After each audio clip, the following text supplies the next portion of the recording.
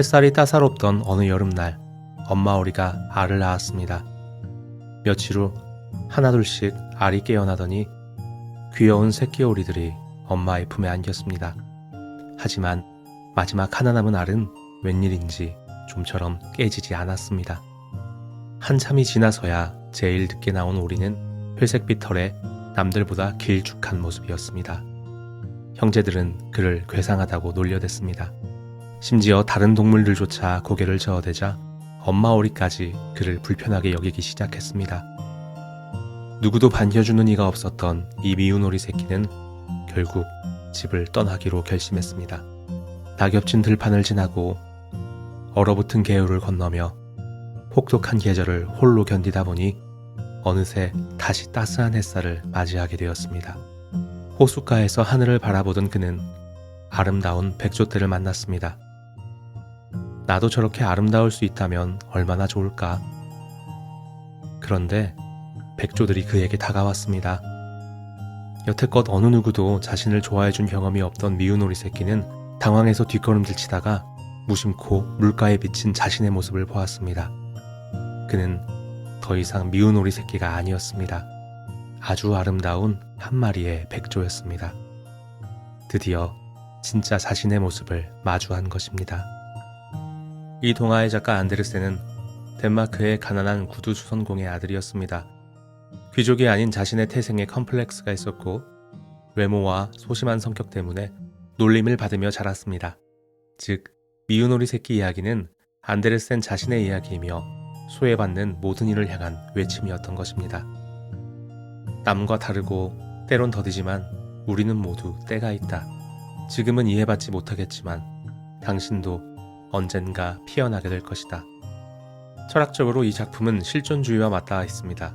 나는 누구인가? 나는 왜 여기에 있는가? 하지만 미운 오리 새끼는 내가 누구인지 각성하기 전에 남들과 다르다는 이유로 사회적 낙오자로 낙인 찍힙니다. 자아를 찾아가는 일종의 통과 의례입니다. 그런 의미에서 미운 오리 새끼가 겪어야 했던 모욕은 자신을 발견하기 전까지 겪는 혼돈이며 무리를 떠나 홀로 겪어야 했던 추운 겨울은 진정한 자아를 찾아 떠나는 내적인 고독의 여정입니다. 결국 진정한 자아는 타인에 의해 정의되는 것이 아니라 스스로 깨어나는 것이며 마지막에 백조떼에 받아들여짐으로써 자신의 가치를 인정받고 사회에 수용되는 과정을 그린 이야기이자 안데르센의 삶이었던 것입니다. 안데르센은 루터교 신자였습니다. 그래서 그의 작품에는 고난을 통한 성장이라는 서사가 종종 등장하곤 합니다. 특히 미운 오리 새끼가 뜨거운 여름 동안 다른 이들로부터 시련을 겪고 겨울이라는 고독을 지나서 백조로 새롭게 태어나는 모습은 그리스도교의 죽음과 부활이라는 신앙적인 모티브가 영향을 미친 것 같다는 추측을 하기도 합니다. 그는 자신의 불행을 영혼이 성장하는 여정으로 받아들임으로써 승화시킨 것입니다. 그런데 이 고통은 자신이 극복함으로써 스스로 성장하는 것과는 약간 다릅니다. 미운 오리 새끼는 스스로 노력해서 백조가 된 것이 아닙니다. 이미 우리는 모두 고결한 영혼을 가진 존재이지만 그 사실을 아직 깨닫지 못했을 뿐이며 깨달음에도 때가 있다는 것입니다. 그러니 어느 누구도 아직 피어나지 않았다고 해서 꽃이 아니라고 단정할 수는 없다는 것입니다.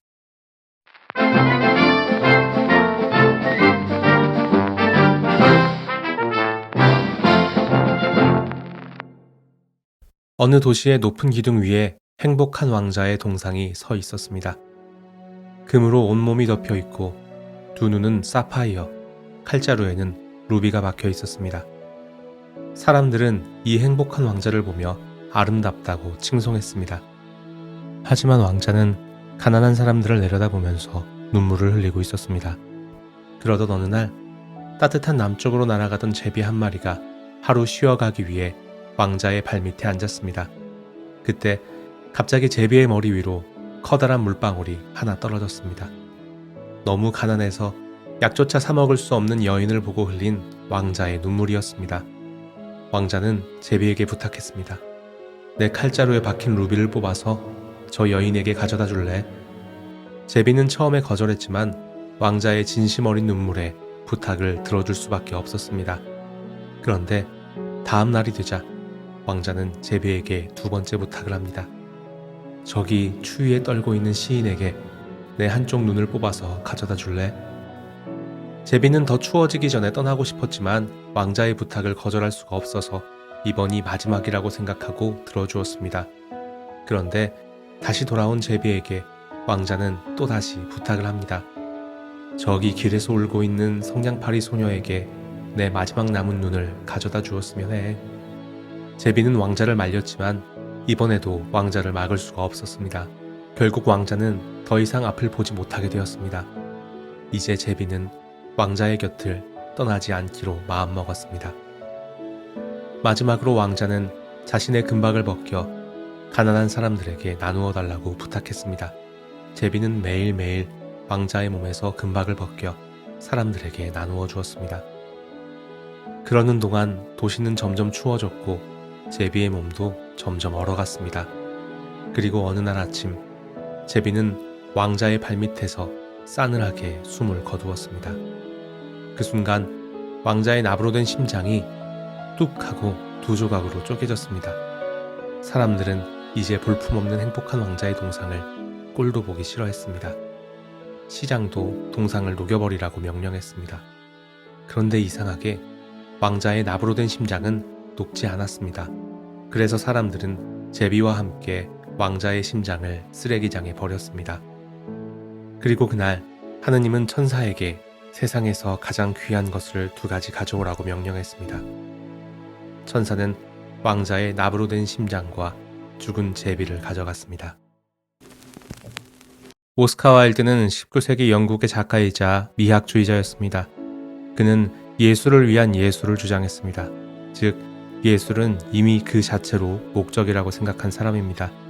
하지만 작품 속에서 가난하고 소외받는 사람들에 대해 이야기하는 걸 보면 외적인 미학만을 추구했던 것이 아니라 내면의 아름다움을 추구했던 사람이라는 걸 알 수 있습니다. 그의 세련된 언변과 패션, 작품에서 드러나는 미적 추구는 그를 런던 사교계의 중심으로 이끌어 놓았습니다. 하지만 그 이면에는 정체성의 혼란과 사회로부터의 고립감이 자리 잡고 있었습니다. 상류 사회에 소속되고 싶었고 언제나 환영받았지만 귀족 출신이 아니라는 소외감을 느낄 때도 있었습니다. 행복한 왕자를 쓸 당시에는 결혼도 하였고 어린 2 아들도 있었지만 나중에는 동성애적인 정체성이 드러나면서 사회적인 몰락을 겪었습니다. 그러다 보니 행복한 왕자의 외적인 화려함 속에 감춰진 납심장은 화려했던 생활 뒤에 감춰진 오스카 와일드의 내면을 떠올리게 합니다. 또한 왕자와 제비와의 관계에서 누군가 자신의 마음을 알아주는 진실한 친구에 대한 간절한 영혼도 발견할 수 있습니다. 많은 사람들은 오스카 와일드가 상류층 인사들과 어울리면서도 마음 한켠에 느꼈던 공허함이 어느 순간 외적인 화려함에 환멸감을 느끼게 만들었고 그로 인해 내적인 가치들을 추구하기 시작했을 거라고 말합니다. 그래서 방황이 길어질수록 외적인 화려함보다는 영혼의 구원을 더 갈망하게 되었고 그의 인생과 작품에 종교적 가치관이 더 깊어지게 되었습니다. 행복한 왕자 역시 종교적 은유가 가득한 책입니다. 특히 높은 곳과 낮은 곳의 대비가 그렇습니다. 높은 곳에 있는 찬란한 존재가 낮은 곳에 있는 불쌍한 사람들을 보며 눈물을 흘리고 자신의 희생을 통해 구원을 전달한다는 서사는 지극히 종교적입니다. 또한 자신이 직접 나서지 않고 조력자를 파견해서 구원을 전달하는 모습도 마찬가지입니다. 결정적으로 자신의 몸을 떼어서 나누어주는 모습은 예수 그리스도가 온 세상을 구원하기 위해 자신의 몸을 내어준다는 장면과 오버랩됩니다. 이런 걸 볼 때 오스카 와일드는 미학주의자였지만 영혼의 아름다움을 최고의 미학으로 생각했다는 걸 알 수 있습니다. 오스카 와일드의 화려한 모습과 인기, 그러나 갈수록 깊어가던 공허함을 느끼던 그 시절, 진정한 내면의 아름다움을 갈망하던 오스카 와일드의 구도자적인 태도가 담긴 작품이라고 할 수 있겠습니다.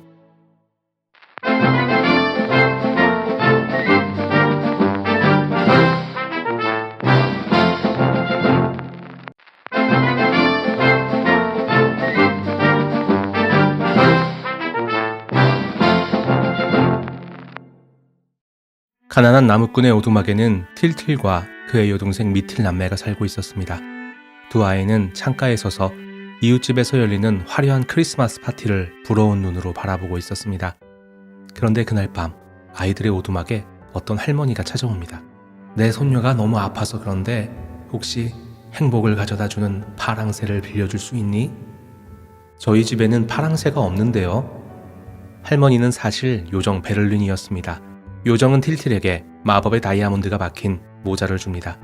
이 다이아몬드를 돌리면 보이지 않는 진실을 볼 수 있게 된다고 합니다. 틸틸이 다이아몬드를 돌리자 오두막 안의 모든 것이 변하기 시작했습니다. 빵, 설탕, 물, 불, 빛. 평범한 물건들이 갑자기 인간의 모습을 하고 말을 하기 시작했고 심지어 강아지와 고양이도 인간처럼 말을 했습니다. 요정은 아이들에게 파랑새를 찾아 여행을 떠나라고 말했습니다. 첫 번째 장소는 기억의 나라였습니다. 이곳에서 아이들은 이미 돌아가신 조부모님들과 죽은 동생들을 만나게 됩니다.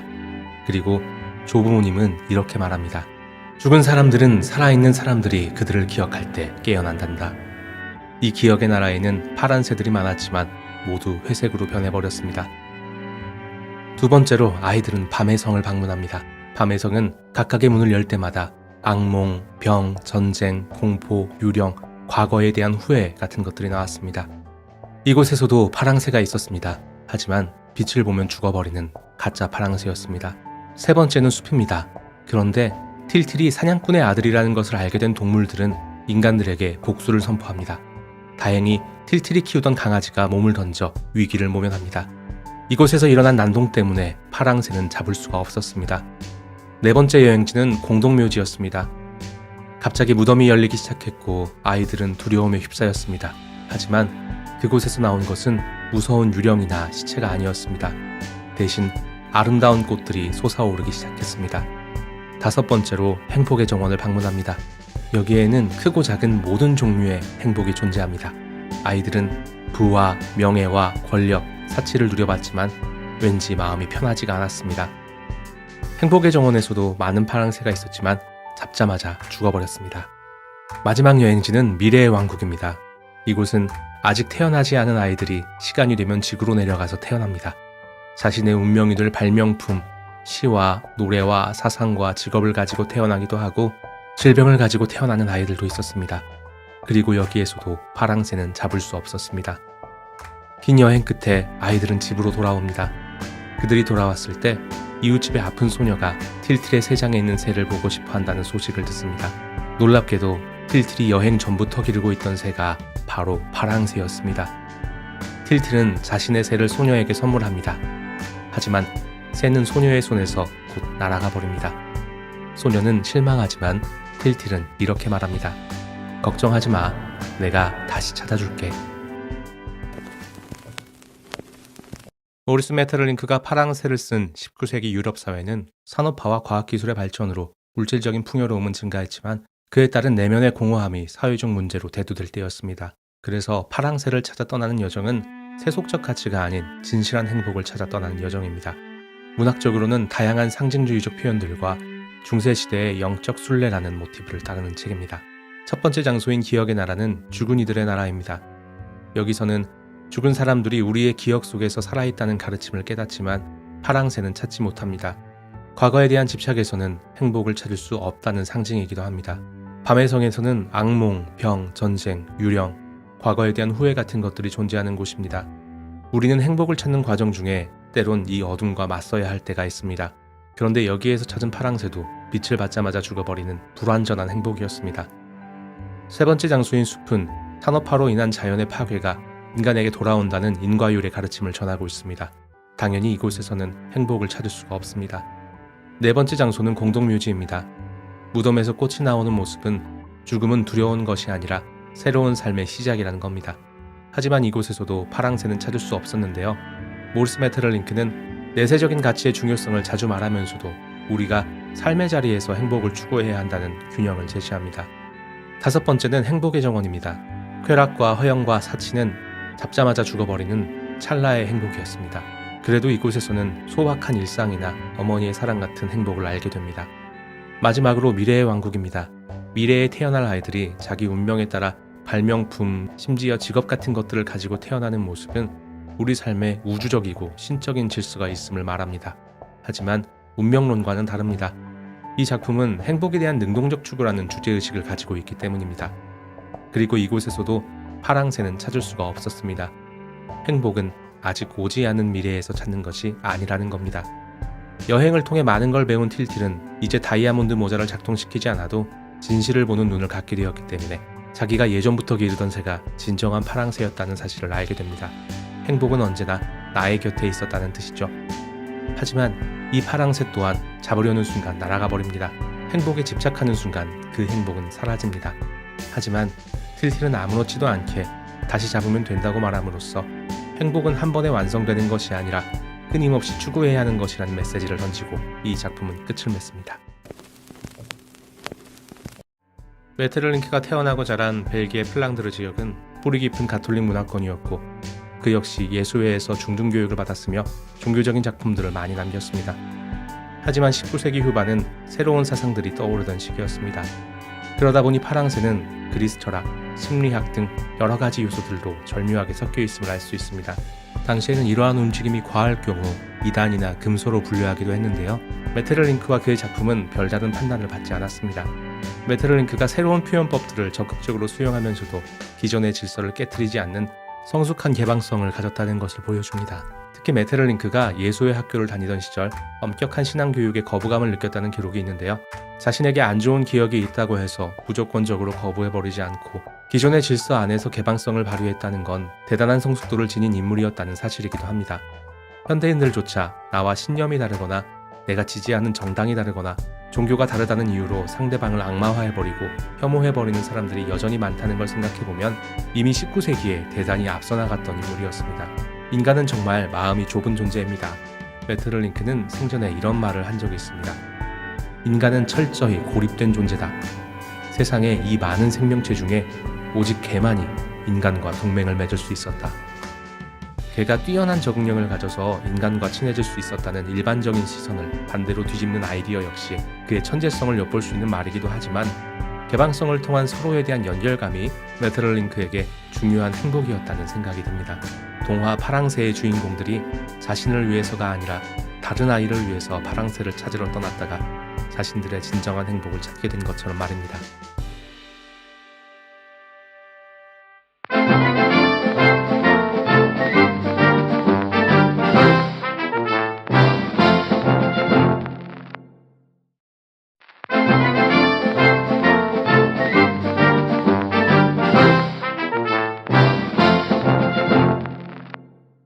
바다의 왕의 막내 인어 공주는 인간 세상에 대한 호기심으로 가득 차 있었습니다. 15살이 되어 처음으로 물 위로 올라간 인어 공주는 거대한 배 위에서 생일 축제를 즐기고 있는 왕자의 모습에 마음을 빼앗기고 말았습니다. 그런데 갑자기 거대한 폭풍이 몰아쳐서 배는 산산조각이 나고 왕자는 바다에 빠져 의식을 잃었습니다. 인어 공주는 왕자를 구해 육지로 데려다 놓고 바위 뒤에 숨어서 지켜보았습니다.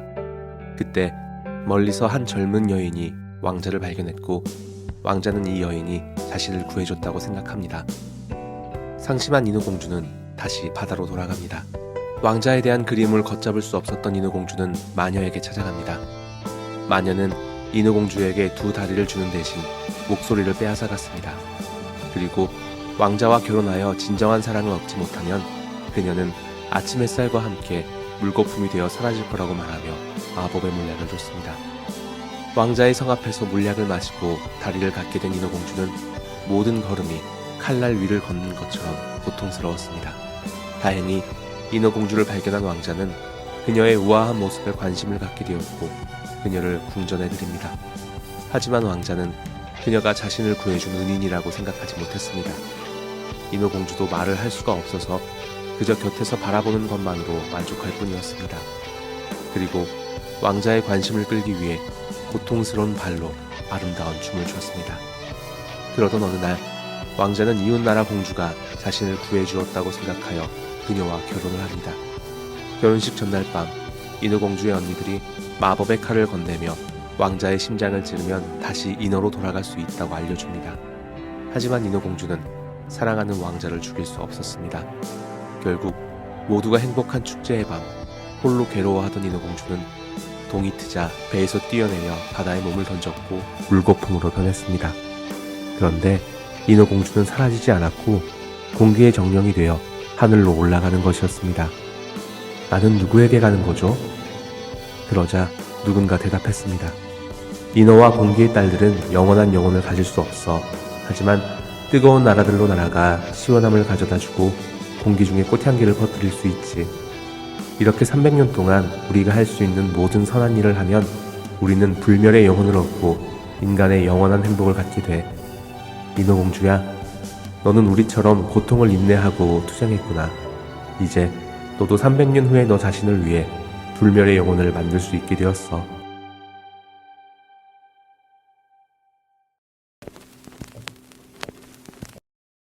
인어공주의 왕자에 대한 사랑은 처음부터 불가능한 사랑이었습니다. 그럼에도 다른 세계를 꿈꾸고 다른 존재가 되고 싶어 하기에 자신을 부정하는 고통을 겪어내야 했고, 말로 자신의 마음을 전달하지 못해 진심을 이해받지 못하지만 이 모든 것을 끝까지 버텨낸 삶은 자신의 자유의지로 운명에 맞서는 지극히 처절한 인간의 삶 그 자체이기 때문에 오늘날까지도 꾸준한 사랑을 받고 있는 것 같습니다. 그리고 이 모든 것은 사랑 때문에 견딜 수 있는 것이며 마지막 실패와 좌절 체험조차도 사랑으로 승화시킨다는 것이 인어공주의 전개 방식입니다. 그리고 안데르센이 평생 여러 차례에 걸쳐 이루지 못한 짝사랑의 이야기이기도 합니다. 특히 에드바르드 콜린에 대한 동성애적인 감정과 제니 린드에 대한 짝사랑은 모두 성취되지 못한 채로 끝났습니다. 또한 인어공주의 이야기는 상류층 사회를 동경하면서도 하층민 출신이라는 콤플렉스를 가졌던 안데르센 자신의 이야기이기도 합니다. 인어공주가 바다와 육지라는 두 세계 사이에서 어디에도 완전히 소속되지 못한 존재인 것처럼 안데르센 역시 어느 곳에도 온전히 속하지 못하는 경계인이었습니다. 그러다 보니 인어공주의 변신은 상류사회층에 속하고자 했던 안데르센의 염원이며, 이 변신에 따르는 극심한 고통은 그가 사회에서 느꼈던 고통과 부적응을 뜻하고, 목소리의 상실은 억압된 감정을 의미한다고들 합니다. 평생 마음의 고통에 시달렸던 안데르센은 여러 작품을 통해서 고통을 통한 성장이나 구원을 표현하기도 했습니다. 인어공주의 영원한 행복을 위한 300년 동안의 선행은 그리스도교의 완전수 3의 충만함을 뜻하는 숫자 100을 곱한 것입니다. 루터교 신자였던 안데르센의 종교적이면서 문학적인 상징으로서 완전하고 충실한 사랑을 의미합니다. 이러한 과정에서 보면 인어공주는 완전한 사랑에 대한 이야기입니다. 처음부터 보이지 않는 방식으로 사랑하는 사람을 돕고 마지막까지 사랑하는 사람을 위해 목숨까지 포기합니다. 그리고 결말에서는 자신이 진심으로 사랑했던 사람뿐만 아니라 온 세상을 대상으로 사랑의 삶을 살게 됩니다. 사랑 때문에 가장 큰 고통을 겪었지만 사랑 때문에 고통에서 해방될 것이라는 안데르센의 염원이 담긴 작품 인어공주였습니다.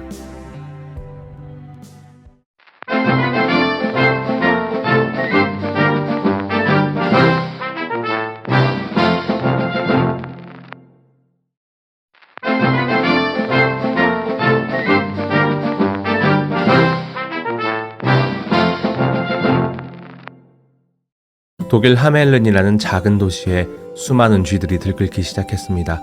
식량 창고에도 가게에도 심지어 사람들의 침대까지 쥐가 너무 많아서 도저히 살 수 없는 지경이 되었습니다. 마을 사람들은 이 문제를 해결할 방법을 찾다가 결국 현상금을 걸었습니다. 그러자 피리 부는 사나이가 나타나 피리 소리로 쥐들을 없애주겠다고 말합니다. 시장은 흔쾌히 허락했습니다.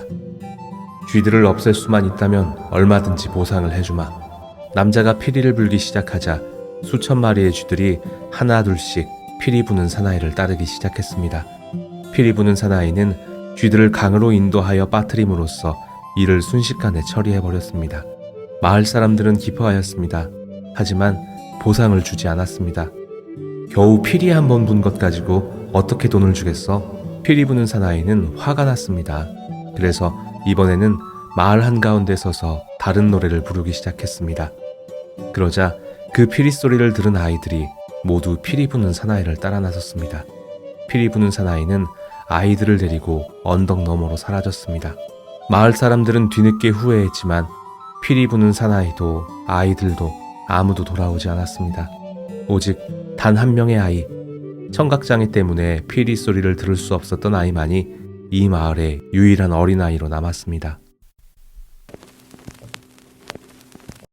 하멜른의 시청 공문서 기록이나 교회 벽에 새겨진 비문들을 보면 1284년 성 요한과 바오로의 축일에 130명의 아이들이 피리 부는 사나이를 따라 칼바리의 언덕 근처의 문을 통해 사라졌다는 내용들이 있습니다. 피리 부는 사나이 이야기가 어느 정도 실화를 바탕으로 만들어졌다는 걸 알 수 있는데요. 아마도 그 당시에 어떤 인솔자를 따라서 다른 지역의 개척민으로 떠났다거나 강제로 팔려갔다는 의견이 대표적입니다.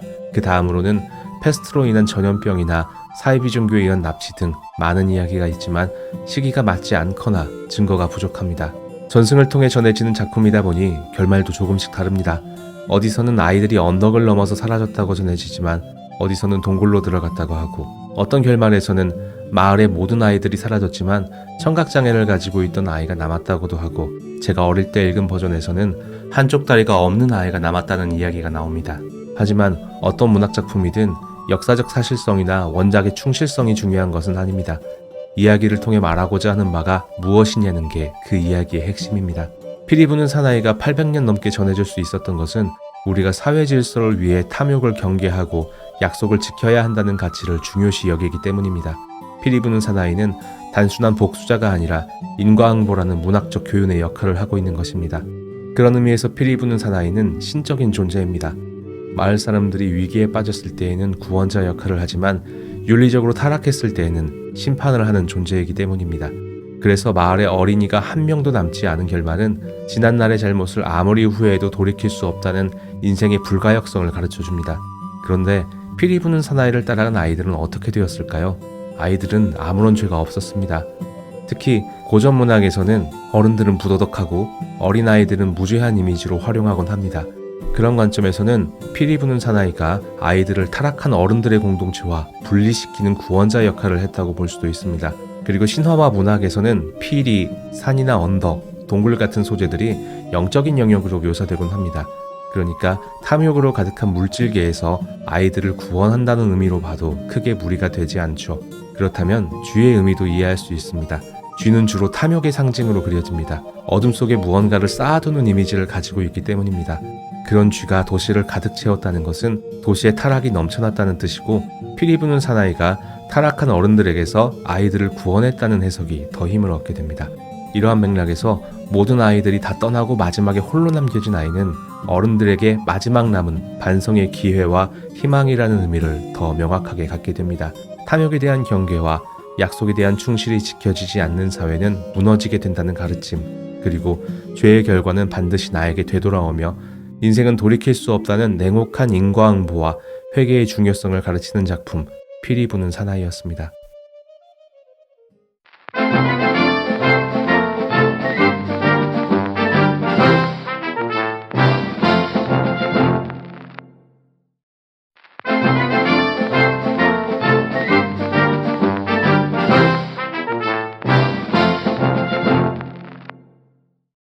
옛날 어느 마을에 늙은 당나귀 한 마리가 살고 있었습니다. 당나귀는 늙고 쓸모없어진 자신을 주인이 죽이려고 한다는 사실을 깨닫게 되고는 이렇게 죽을 바에야 브레멘이란 도시에 가서 음악을 하며 살겠다고 다짐합니다. 그렇게 길을 가다 보니 늙은 사냥개 한 마리가 축 늘어져 누워 있었습니다. 이 사냥개도 늙어서 사냥도 제대로 못한다며 주인에게 맞다가 도망쳐 나왔던 것입니다.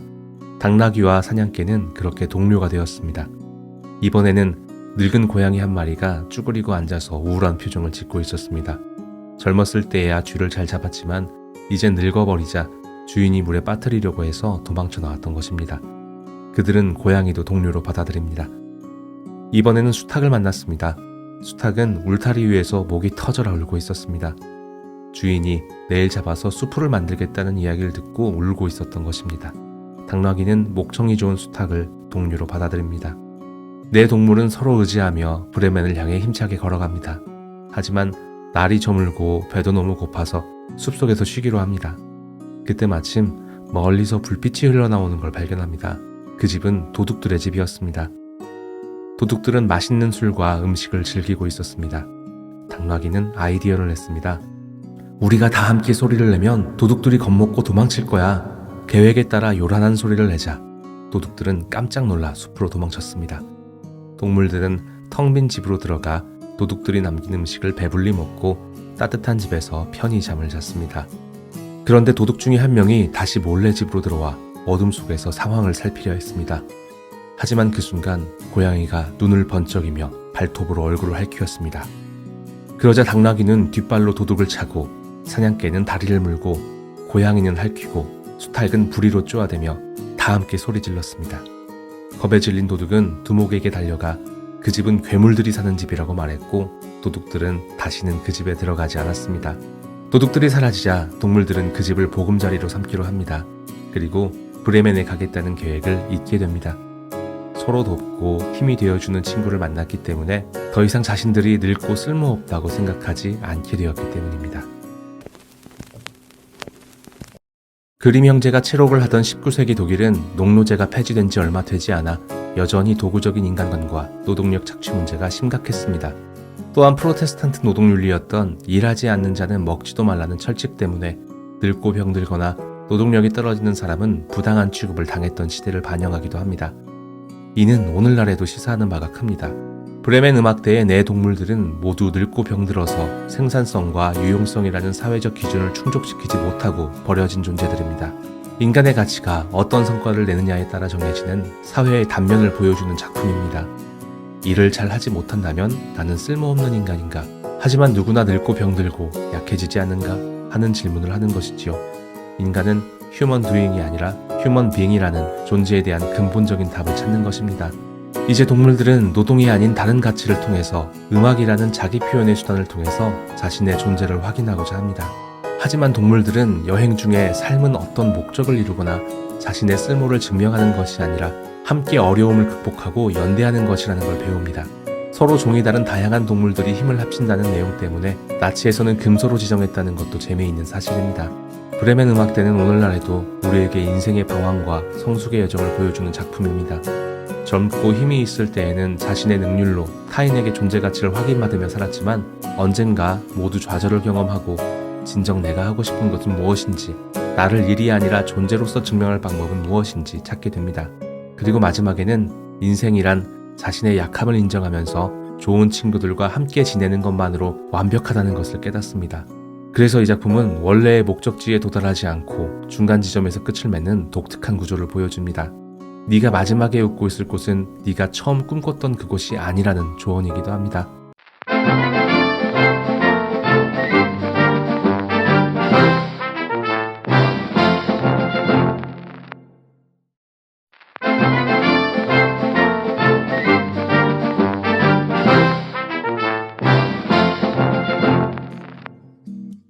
한 소녀가 머리에 신선한 우유가 가득 담긴 통을 이고 길을 걸으며 행복한 상상의 나래를 펼쳤습니다. 이 우유를 팔면 꽤 많은 돈을 벌 수 있을 거야. 그 돈으로 달걀을 사야지. 달걀들이 부화하면 병아리가 많이 생기겠지. 병아리들이 자라서 닭이 되면 더 많은 달걀을 낳을 테고 그걸 또 팔아서 돼지를 사야지. 돼지가 새끼를 낳으면 그것들을 팔아서 소를 살 수 있을 거야. 그러면 나는 부자가 되겠지. 그 다음에는 예쁜 드레스를 사서 파티에 갈 거야. 파티장에서 잘생기고 돈 많은 남자가 나와 결혼하자고 하겠지. 소녀는 너무 즐거운 상상에 빠져서 자기도 모르게 어깨춤을 추었습니다. 그 순간 머리에 이고 있던 우유통이 그만 균형을 잃고 땅에 떨어져 산산조각 나고 말았습니다. 우유는 모두 쏟아져 버렸고 미래에 대한 계획들과 행복한 상상들도 한순간에 산산조각 나고 말았습니다. 소녀는 그 자리에 주저앉아 후회했지만 이미 엎질러진 우유는 다시 주워 담을 수 없었답니다. 이솝우화의 작가 이솝이 노예 출신이었다가 자유민이 되었다는 걸 생각한다면 주인공 소녀가 꿈꾸는 신분 상승을 허황된 것이라고 이야기하는 듯한 내용이 아이러니하게 들릴 수도 있습니다. 하지만 오늘날 자본주의의 관점에서 고찰해 볼 수 있는 것이 많은데요. 자본으로 상품을 구입해서 팔고 판매 수익으로 다시 상품을 구입해서 파는 방식은 오늘날 자본주의의 돈이 돈을 번다는 공식과도 일치합니다. 아마도 이솝이 살던 시절에도 사람들은 비슷한 생각을 했나 봅니다. 하지만 우유를 쏘는 소녀 이야기는 그런 성공 공식이 논리적으로 보이지만 허황된 꿈이라고 경고하고 있습니다. 세상에는 그럴싸한 성공 공식들이 넘쳐나지만 우리가 인생의 예측 불가능한 변수들을 전부 통제할 수 없기 때문입니다. 예를 들면 우유를 쏘는 소녀처럼 개인의 실수도 있을 수 있지만 자신이나 가족이 병에 걸릴 수도 있고 경쟁자가 나타날 수도 있고 몇 년 전 사태처럼 전염병이 돌거나 정치인이나 정책의 변화 등 시장은 여러 가지 변수가 난무하고 예측과 통제가 사실상 불가능합니다. 그래서 성공은 노력보다 운이 더 중요하다는 말도 합니다. 특히 오늘날 경제 저성장 시대에 있는 한국 사회와 그 시대를 살고 있는 MZ세대들에게는 노력을 통해 부를 이룬다는 건 훨씬 어려워졌습니다. 이러한 세대 차이 때문에 기성세대가 MZ세대들을 이해해주지 못하는 일들도 생기곤 합니다. 그리고 고성장 시기에는 성공 공식과 노력을 통한 성공 신화들이 저서와 강연으로 또 다른 수익 시장을 창출합니다. 하지만 문제는 고성장 시기가 끝나도 자본주의가 상품을 포기하지 않는다는 것인데요. 고성장 시기가 끝났는데도 성공 공식과 성공 신화라는 상품을 계속 판매하고 있기 때문에 대중은 여전히 자신이 성공 신화의 주인공이 될 수 있다는 현혹에 빠질 수도 있습니다. 그리고 모든 사람들에게 너는 반드시 성공해야 해 라고 가르침으로써 세상의 모든 사람들이 경쟁자가 돼버립니다. 그러다 보면 큰 부와 명예라는 것은 원래 아주 소수의 사람들에게 주어진다는 걸 잊게 되면서 성공하지 못한 자신의 삶을 비관하거나 평범한 소시민의 삶을 가치 절하하고 일상의 작은 가치들을 잊어버리게 됩니다. 더 잘 살고자 하는 마음은 당연한 본능이지만 지금 내 손에 있는 것의 소중함, 즉 내 머리에 이고 있는 우유에 집중하지 못하고 너무 허황된 꿈을 꿀 때 지금 가진 모든 것을 잃어버릴 수도 있다고 가르쳐주는 동화 우유를 쏘는 소녀였습니다.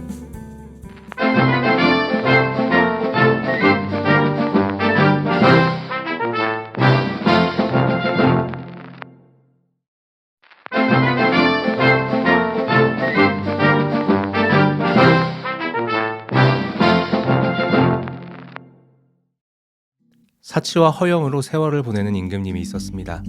임금님은 하루에도 몇 번씩 옷을 갈아입으며 새로운 옷을 만드는데 나라의 돈을 모두 쓰고 사람들 앞에서 행차하기를 좋아했습니다. 그러던 어느 날 2명의 사기꾼이 나타나서 세상에서 가장 아름다운 옷을 만들어주겠다고 했습니다. 그들이 사용하는 천은 매우 특별해서 어리석은 사람이나 자신의 직분에 적합하지 않은 사람에게는 보이지 않는다고 말했습니다. 임금님은 사기꾼들에게 많은 돈을 주며 옷을 만들라고 명령했습니다. 사기꾼들은 빈 배틀에서 아무것도 짜지 않으면서 열심히 일하는 척했습니다. 임금님의 눈에는 아무것도 보이지 않았습니다. 하지만 어리석은 사람으로 보이고 싶지 않아서 훌륭한 옷이구나 하고 칭찬했습니다. 그래도 무언가 찝찝해서 신하들에게 이 옷이 어떻게 보이는지 물어보았습니다. 신하들의 눈에도 아무것도 보이지 않았지만 자신들이 어리석다고 여겨질까봐 옷이 정말 아름답다고 거짓말했습니다. 드디어 옷이 완성된 날, 임금님은 새 옷을 자랑하기 위해 도시에서 거리 행진을 했습니다. 거리의 모든 사람들도 자신들이 어리석다고 여겨질까봐 임금님의 옷이 훌륭하다고 외쳤습니다.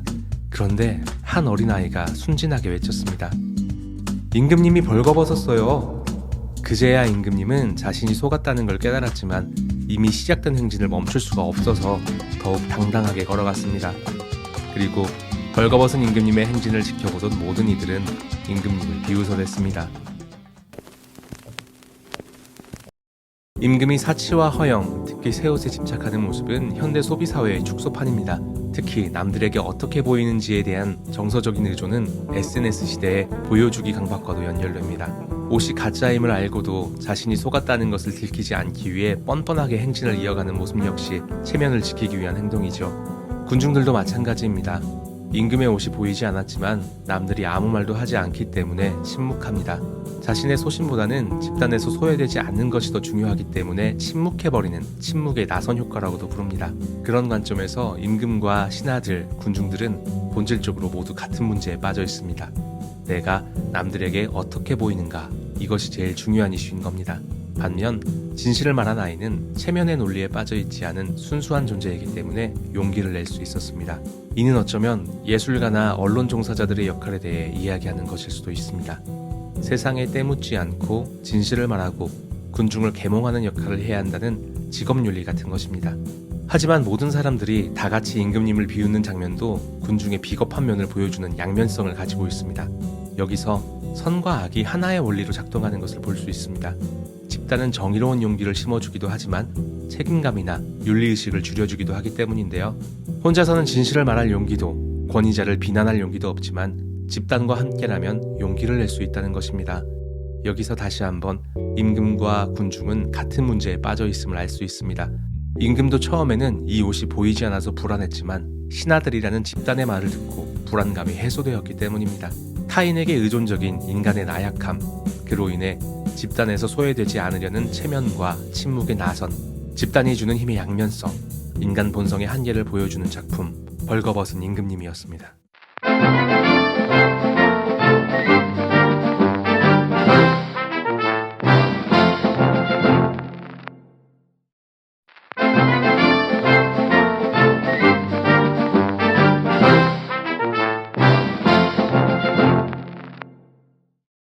옛날 인도의 어느 마을에 착한 성직자가 살고 있었습니다. 성직자는 어느 날 숲을 걷던 중에 커다란 구덩이에 빠진 호랑이를 한 마리 발견했습니다. 호랑이는 성직자를 보자마자 살려달라고 애원했습니다. 성직자는 호랑이를 끌어올려 주었습니다. 그런데 호랑이는 나오자마자 으르렁거리며 말했습니다. 오랫동안 갇혀 있었더니 배가 고프군. 널 잡아먹어야겠다.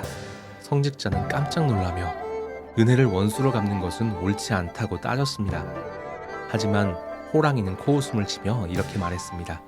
강한 자가 약한 자를 먹는 것은 자연의 이치가 아닌가. 성직자는 침착하게 제안했습니다. 호랑이여, 네 말이 맞는지 알아보자.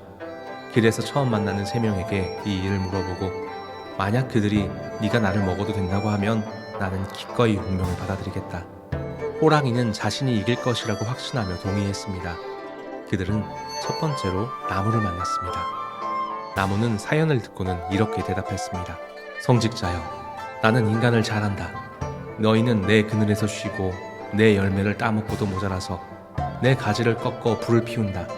고마움을 전혀 모르는 너희 인간에게 호랑이가 배신한다 해도 싸다. 성직자는 절망했지만 포기하지 않았습니다. 두 번째로 소를 만났습니다. 소는 이렇게 말했습니다. 나는 인간에게 평생 우유를 주고 밭을 간다. 하지만 인간은 우리를 죽여서 고기와 가죽을 가져간다. 너희 인간은 은혜를 원수로 갚는 자들이다. 호랑이가 너를 먹는다고 해도 나는 반대하지 않겠다. 성직자의 마음은 더 무거워졌습니다. 마지막 희망을 포기하려고 할 때 자칼이 나타났습니다. 사연을 들은 자칼은 이렇게 말했습니다. 호랑이님, 도대체 어떻게 구덩이에 빠지셨는지 제 머리로는 도저히 이해가 가지 않습니다. 어떻게 갇히셨는지 다시 보여주시면 저도 판단을 내려보겠습니다. 승부에 확신을 가지고 있었던 호랑이는 의기양양하게 자신이 있던 구덩이로 들어갔습니다. 하지만 호랑이는 처음처럼 다시 나올 수 없었고 성직자는 자칼의 지혜 덕분에 무사히 집에 돌아갈 수 있었습니다. 성직자, 호랑이, 자칼은 등장인물 중에 유일한 인간인 성직자가 위험을 무릅쓰고 호랑이를 구해줌으로써 인간 본성이 이타적이라는 인상을 주면서 시작합니다. 하지만 나무와 소가 나타나서 인간은 자연을 착취하는 존재라는 사실을 고발하는 모습도 나옵니다. 이렇게 인간의 서로 다른 두 가지 측면을 끄집어냄으로써 인간이라는 존재가 정말 선한지 악한지 고민하게 만든 후에 이야기를 전개한다는 특징을 가지고 있습니다. 또한 인도의 민담이라는 점에서 이 성직자는 브라만 계급인데요. 선한 이미지를 상징하기도 하지만 지식인의 이미지도 가지고 있습니다. 그런 성직자가 호랑이를 도와주고 배신당하는 모습은 우리가 순진한 마음과 문자적인 지식만 가지고는 악인들에게 당하게 된다는 냉혹한 현실을 말해줍니다. 더욱이 나무와 소가 성직자의 편을 들어주지 않는다는 겁니다. 나무는 인간이 자신의 열매를 따먹고 가지를 꺾어서 불을 지피기 때문에, 소는 평생 노동과 우유를 바치는데도 도축해서 고기를 가져가기 때문이라고 하는데요. 사실 브라만 입장에서는 억울한 일입니다. 브라만은 도축이나 육식이 금지될 뿐만 아니라 인위적으로 나무를 꺾거나 열매를 따는 것에 제약이 있기 때문입니다. 내가 저지르지 않은 죄 때문에 나에게 위협이 올 수 있다는 세계관을 보여줍니다. 즉, 인과응보란 개인에게만 돌아오는 것이 아니라 내 주변 사람 혹은 인류 전체에게 영향을 미친다는 것인데요. 다행히 마지막에 나타난 자칼이 지혜를 발휘해서 위기를 겨우 모면하게 되는데요. 인도 문학에서 자칼은 교묘한 술수로 권위 있는 자를 골탕 먹이는 존재로 자주 나옵니다. 선과 악 둘 중에 구체적인 특징을 갖지 않기도 하고 평민이나 하층민 계급을 상징하기도 합니다. 그래서 호랑이의 술수에 당한 성직자가 자칼의 지략에 도움을 받아 목숨을 구한다는 전개는 순진하게만 할 뿐 지혜가 없는 선은 쓸모없다는 메시지를 가지고 있습니다. 비둘기처럼 순박하되 뱀처럼 슬기로워야 한다는 예수님의 말씀이 생각나기도 하네요. 특히 호랑이가 술수를 부렸지만 자칼이 더 뛰어난 지략을 발휘한 덕분에 살아남았다는 것을 기억해야 합니다. 선이 악과 맞서 싸우기 위해서는 악인들보다 훨씬 더 지혜로워야 한다는 이야기, 성직자, 호랑이, 자칼이었습니다.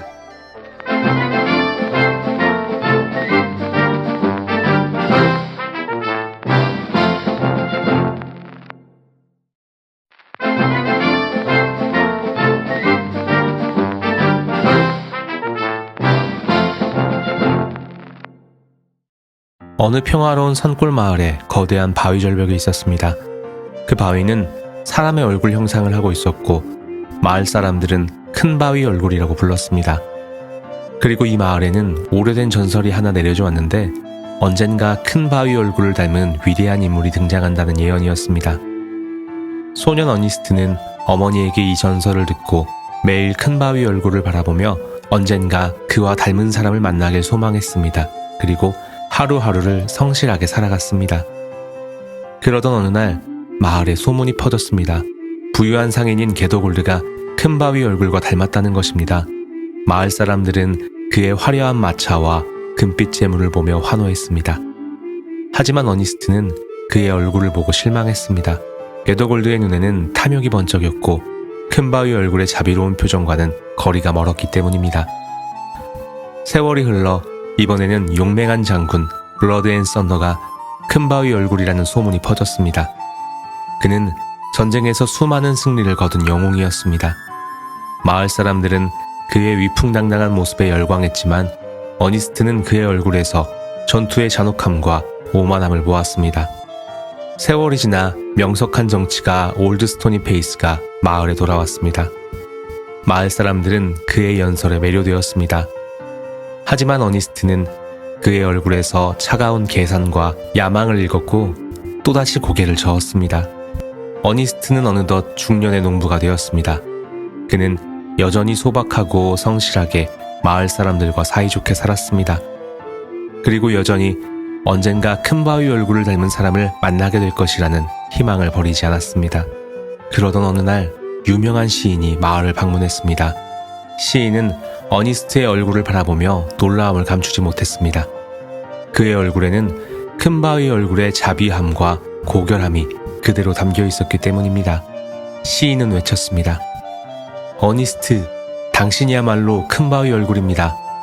마을 사람들은 당황했지만 곧 어니스트의 삶을 돌아보며 동의했습니다. 그는 화려한 업적은 없었지만 하루하루를 선하게 살아왔기 때문입니다. 하지만 겸손한 어니스트는 그 후에도 언젠가 큰 바위 얼굴을 닮은 자기보다 훨씬 더 위대한 인물을 만나게 될 거라고 기대하며 또 매일매일을 살아갔다고 합니다. 큰 바위 얼굴의 작가 나다니엘 호소는 청교도 가문 출신이었는데 그의 조상 중 한 명이 마녀 사냥의 판사로 활동했다는 사실에 대해 큰 죄책감을 가지고 있었습니다. 그러다 보니 인간의 죄에 대한 예민한 감수성을 가지고 있었고 동화 큰 바위 얼굴처럼 인간의 사치와 허영이나 19세기 미국의 물질주의적인 팽창을 비난하는 모습도 나옵니다. 하지만 인간 영혼의 고결한 본성에 대한 믿음은 잃지 않았습니다. 외적인 화려함이나 허영심을 가진 사람들과 그 사람들을 찬양하는 사람들 사이에 숨어있는 고결한 영혼을 가진 사람들이 분명히 있다는 희망을 제시하는 작품이 이 큰 바위 얼굴입니다. 주인공은 외적으로는 평범한 농부이지만 내면으로는 진정한 완성에 가장 가까운 사람으로 그려집니다. 완성된 영혼이란 외적인 성공이 아니라 평범하고 소박한 삶 속에서 행해지는 선행이라는 것을 의미합니다. 주목할 만한 점은 스스로 위대해지기 위해 노력하지 않았다는 것입니다. 다만 큰 바위 얼굴을 좋아하고 큰 바위 얼굴을 닮은 위대한 인물이 나오길 기대하며 하루하루를 충실히 살았을 뿐입니다. 여기서 재미있는 사실은 현대의 뇌과학에서 밝혀낸 거울신경세포 이론인데요. 인간은 자신이 지속적으로 관찰하는 대상을 담게 된다는 사실입니다.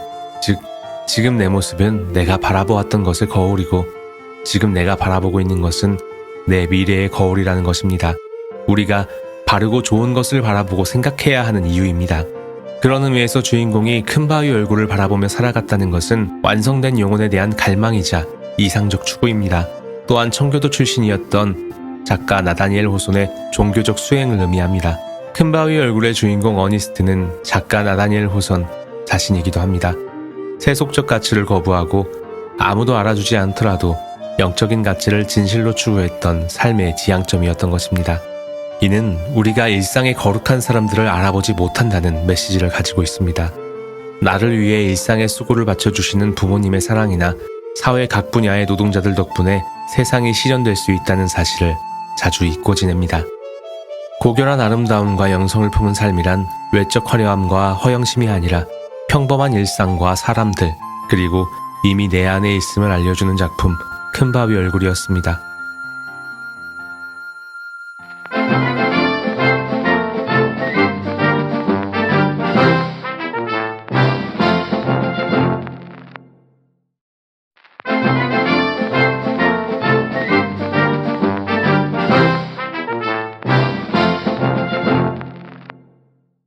도로시는 황량한 캔자스의 척박한 땅에서 삼촌과 숙모와 강아지 토토와 함께 단조로운 삶을 살고 있었습니다. 그러던 어느 날 엄청난 회오리 바람이 불어닥쳐 도로시와 집이 통째로 날아갔습니다. 한참 후에 떨어진 곳은 온통 초록빛과 아름다운 꽃들로 가득한 신비한 나라 오즈였습니다. 도로시가 문을 열고 나오자 뾰족한 꽃갈 모자를 쓴 귀여운 먼치킨들과 착한 북쪽 마녀가 나타났습니다. 그들은 도로시에게 진심으로 감사를 표합니다. 도로시의 집이 착륙하면서 사악한 동쪽 마녀를 깔아뭉개 죽였기 때문입니다. 도로시는 뜻하지 않게 그들을 구원한 영웅이 된 것입니다. 착한 북쪽 마녀는 동쪽 마녀가 신고 있던 아름다운 은빛 구두를 도로시에게 신겨주었습니다. 하지만 도로시는 집으로 돌아가는 방법이 제일 궁금했습니다. 북쪽 마녀는 에메랄드 시티에 사는 위대한 마법사 오즈가 그녀를 도와줄 수 있을 것이라고 말했습니다. 도로시와 토토는 함께 노란 벽돌길을 따라 에메랄드 시티로 떠났습니다. 길을 걷던 중 첫 번째 친구를 만납니다. 밭에 서 있는 허수아비였습니다. 허수아비는 자신의 머릿속에 뇌가 없어서 생각을 할 수 없다며 오즈의 마법사에게 똑똑한 두뇌를 얻고 싶다고 말했습니다. 두 번째로 만난 양철나무꾼은 자신에게는 심장이 없어서 사랑을 느낄 수가 없다며 심장을 받고 싶어서 도로시의 길에 동참합니다. 세 번째 친구는 겁쟁이 사자였습니다. 사자는 동물의 왕이면서도 너무 겁이 많아 용기가 없다고 한탄합니다. 사자는 용기를 얻기 위해 일행에 합류하게 되었습니다. 긴 여정 끝에 친구들은 에메랄드 시티에 도착했습니다. 그런데 도시의 문지기는 모두에게 초록색 안경을 씌워주었습니다. 도시의 눈부신 에메랄드 광채로부터 눈을 보호하기 위해서라고 합니다. 친구들은 오즈의 마법사 앞으로 나아가게 되었습니다. 그런데 오즈는 각각 다른 모습으로 나타났습니다. 도로시에게는 거대한 머리만 있는 모습으로, 허수아비에게는 아름다운 여인의 모습으로, 양철나무꾼에게는 무서운 괴물의 모습으로, 사자에게는 불덩이의 모습으로 나타났습니다. 친구들은 오즈에게 소원을 말했습니다. 하지만 오즈는 이런저런 핑계를 대다가 나는 아무것도 할 수 없다 하고 고백했습니다. 사실 그는 서커스에서 배운 재주와 속임수로 사람들을 현혹하면서 마법사 행세를 했던 사기꾼이었던 것입니다. 그 대신에 오즈는 실망한 허수아비에게 지푸라기로 만든 가짜 뇌를, 양철나무꾼에게는 비단으로 만든 심장을, 사자에게는 용기를 상징하는 묘약을 주었습니다. 하지만 사실 그들의 소원은 이미 모험을 겪는 과정에서 스스로 찾아냈다는 사실을 깨달았습니다. 허수아비는 이미 기지를 발휘해서 여러 위기를 극복했고, 양철나무꾼은 따뜻한 마음으로 친구들을 도왔으며, 사자는 친구들을 지키기 위해 용기를 내며 이곳까지 왔던 것입니다. 하지만 도로시는 여전히 집으로 돌아가지 못했습니다. 그런데 다행히 남쪽 마녀가 도로시에게 마법의 은빛 구두가 가진 힘을 알려주었습니다. 구두의 뒤축을 3번 부딪히며 가고 싶은 곳을 말하면 어디든 갈 수 있다는 것이었습니다. 도로시는 그제야 자신이 처음부터 캔자스로 돌아갈 방법을 가지고 있었다는 사실을 깨달았습니다. 도로시는 친구들과 작별 인사를 나눈 후 은빛 구두의 뒤축을 3번 부딪히며 집, 집, 집 하고 외치자 캔자스의 집으로 돌아와 침대에 누워있게 되었습니다. 도로시는 숙모와 아저씨의 따뜻한 품을 느끼며 집보다 더 좋은 곳은 없어요 라고 말했습니다. 도로시의 고향인 캔자스는 19세기 말 미국 중서부에 가난한 농민들의 꿈과 희망이 억눌린 상태를 상징합니다. 그리고 오늘날에도 황량하고 따분한 우리의 일상을 떠올리게 합니다. 반면 캔자스와 대조되는 오즈의 화려한 모습은 이상과 희망의 세계를 상징합니다. 이는 도로시의 여정이 인간 내면의 이상향을 탐구하는 여정이라는 것을 의미합니다. 이 여정은 노란 벽돌길을 따라 이어집니다. 노란 벽돌길은 직선이 아니라 구불구불하며 장애물과 시련이 가득합니다. 인생에서 목표를 이루기 위해 마주하는 수많은 도전과 성장을 나타냅니다. 그런데 노란 벽돌은 금을 상징하기도 합니다. 이 당시 미국 정부가 추진하던 금본위제, 즉 금화나 금의 보유량으로 화폐의 가치를 세우고 경제적 번영을 지향하던 미국 사회를 비난하는 상징입니다. 노란 벽돌길에서 겪는 함정과 위험들은 황금 만능주의에 대한 경고라고도 할 수 있습니다. 마찬가지로 에메랄드 시티 역시 환상과 허영의 도시입니다.